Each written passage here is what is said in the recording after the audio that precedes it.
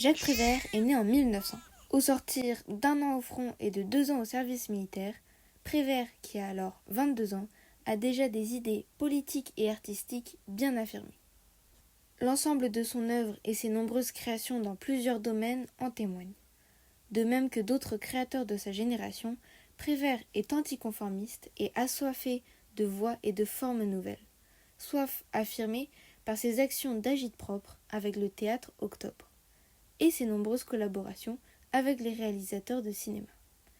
C'est avec cette déjà solide réputation que Prévert entame la publication de poèmes qui le rendront célèbre auprès du plus large public.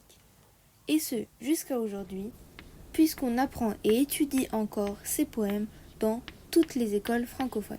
L'esprit de révolte, de résistance et de lutte qui l'a toujours animé traverse aussi Paroles, son premier recueil de poèmes publié en 1946.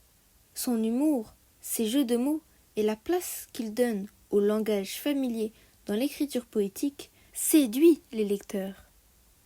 Bien qu'associé souvent au mouvement surréaliste, Prévert reste un créateur inclassable par son œuvre aux multiples formes et par les aspects poétiques qui ne sont qu'à lui.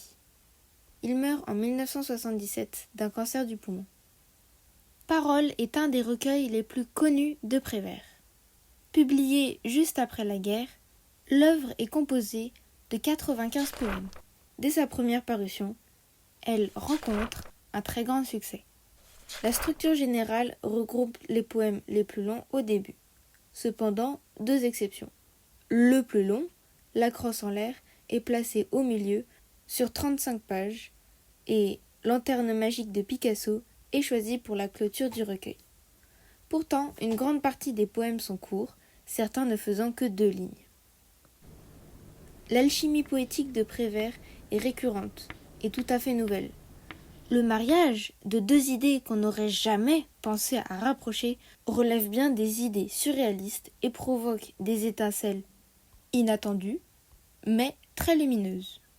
En mêlant la langue quotidienne et les prouesses langagières, le quotidien le plus commun, méprisé par la poésie et les idéaux les plus nobles, Prévert illustre à sa manière l'idéal baudelairien du lien entre la boue et l'or.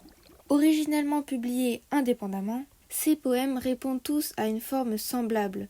Ce sont des vers libres, aux longueurs variables, et il n'y a de ponctuation qu'à la toute fin de chaque poème. Par l'humour, Prévert dénonce des problèmes en réalité sérieux, comme la guerre, la pauvreté, les oppressions. Le plus souvent par le rire, Prévert pointe du doigt les vices de la société.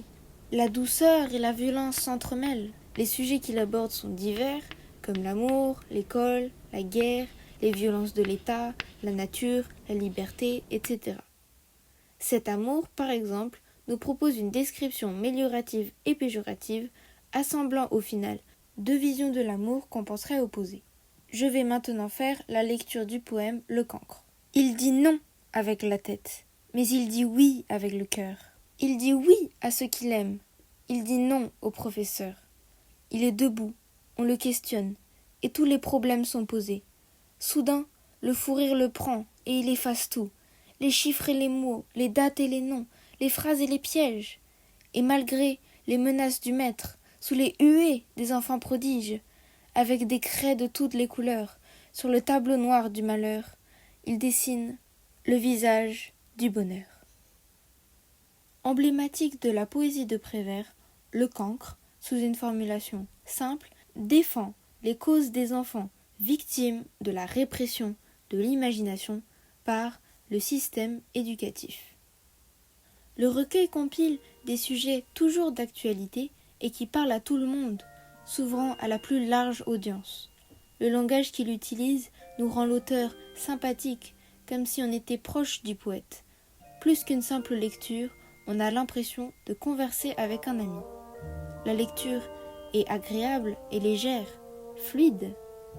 La modernité de son œuvre est rafraîchissante et donne envie de découvrir ses autres ouvrages. La lecture est facile, compréhensible par tous et appréciable de tous.